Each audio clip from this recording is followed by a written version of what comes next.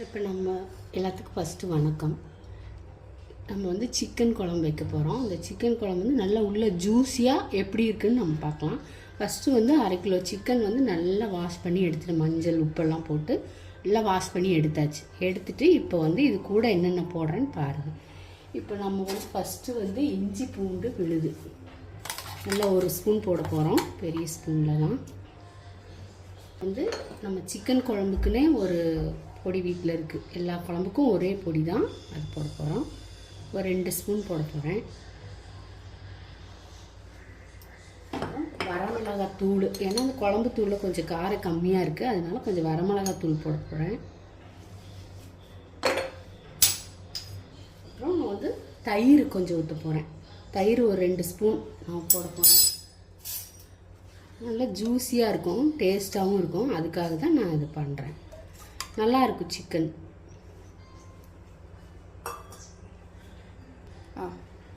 மஞ்சத்தூள் போட போகிறேன்.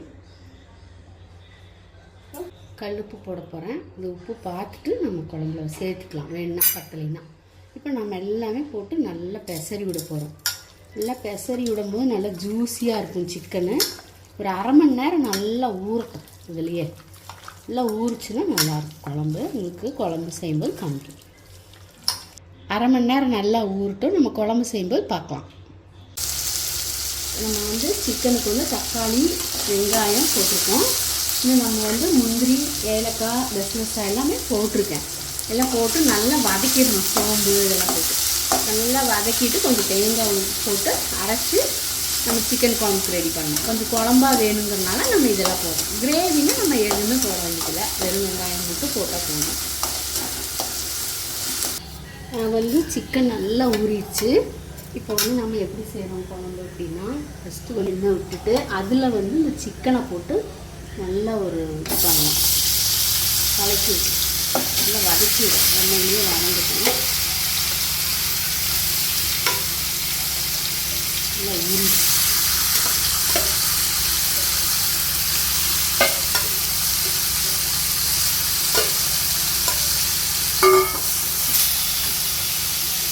கலக்கிடுங்க. நல்லா கொஞ்சம் நேரம் இப்படியே அந்த எண்ணெயிலேயே வதங்கணும். அப்போ தான் நல்லா உள்ள ஜூஸியாக நல்லாயிருக்கும்.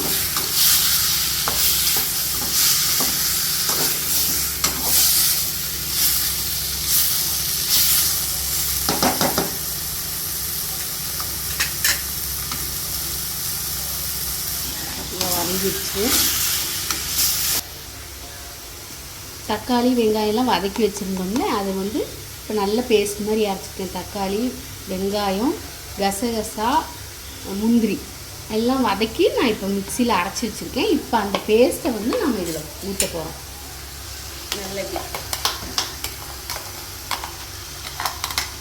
நல்லா ஊற்றி கொஞ்சம் தண்ணி கலக்கி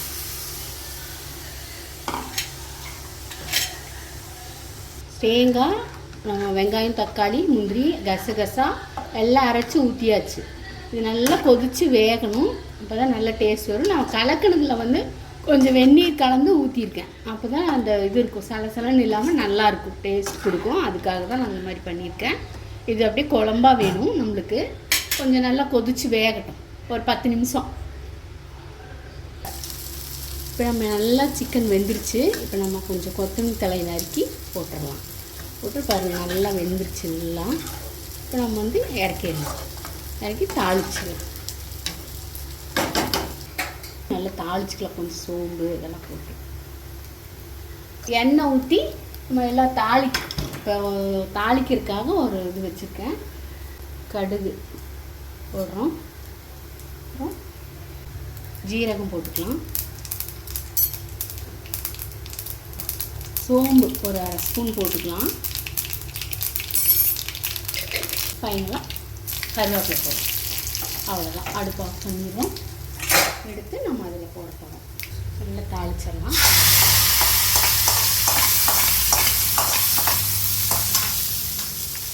எவ்வளோ நல்லா வந்திருக்குன்னு. இந்த மாதிரி நீங்களும் செய்யுங்க. இப்போ நம்ம வந்து இதே மாதிரி நீங்களும் வீட்டில் செஞ்சு பாருங்கள். நல்லா இருக்கும் குழம்பு, நல்லா டேஸ்ட்டாக இருக்கும். நம்ம ஊற வச்சுட்டா போதும். சிக்கன் வந்து நல்லா ஊறி உள்ள ஜூஸியாக நல்லாயிருக்கும். இந்த மாதிரி செய்ய 10 நிமிஷம் தான், டக்குன்னு முடிஞ்சிடும் வேலை. இது மாதிரி இட்லி தோசை இந்த இதுக்கும் போட்டுக்கலாம், நம்ம சாதத்துக்கும் வச்சு சாப்பிட்டுக்கலாம். இது பிடிச்சிருந்துன்னா நீங்கள் லைக் பண்ணுங்கள். இதே மாதிரி ரெசிபி ஏதாவது வேணும்னா நீங்கள் கமெண்ட்டில் சொல்லுங்கள், இதே மாதிரி நம்ம செய்யலாம்.